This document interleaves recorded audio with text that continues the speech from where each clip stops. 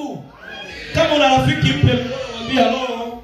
Hello. Mwambie rafiki yangu. Rafiki yangu. Leo umefikiwa. Leo umefikiwa. Mwambie neno la leo limekufikia. Neno la leo limekufikia. Mwambie rafiki, mtu mwenzangu, kumbe ni wewe. Niliwaza ni adui. Niliwaza ni mchawi. Niliwaza ni waganga. Ni mizimu. Kumbe ni wewe. Umejana ninaimba kidogo umeanza kuingiwa na wivu, ni wewe.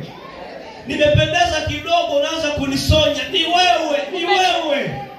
Nimevaa kawigi fulani kapya umeanza kuchukia, kumbe ni wewe, mtu mwenzangu. Rafiki. Na haijaishia tu rafiki, anasema niliyejuana nawe sana.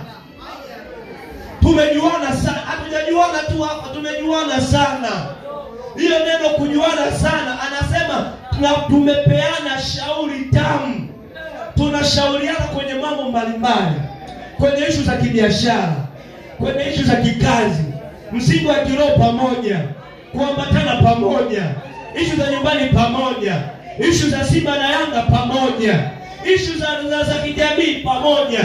Kumbe ni wewe rafiki yangu, mtu mwenzangu. Angekuwa adui ningemtukana, angekuwa adui tungepigana, lakini nikikuangalia ni wewe mchungaji mwenzangu, ni wewe mpendwa mwenzangu, ni wewe mshirika mwenzangu. Mwambie mwenzako ni wewe.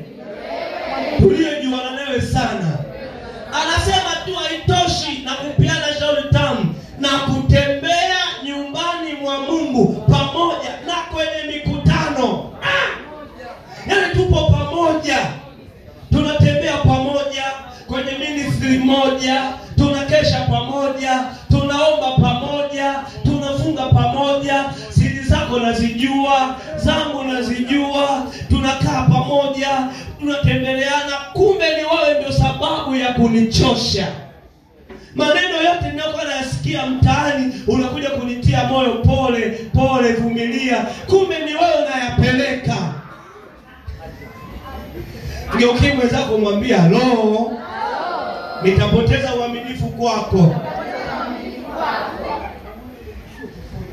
Majeshi. Hebu mkazie macho kidogo. Mwambie ni wewe. Mwambie tena ni wewe. Amekuambiaje? Sio yeye. Amesema ni yeye. Haleluya. Nataka nikufundishe leo, pengine uko hapa, Mungu akuponye katika jina la Yesu.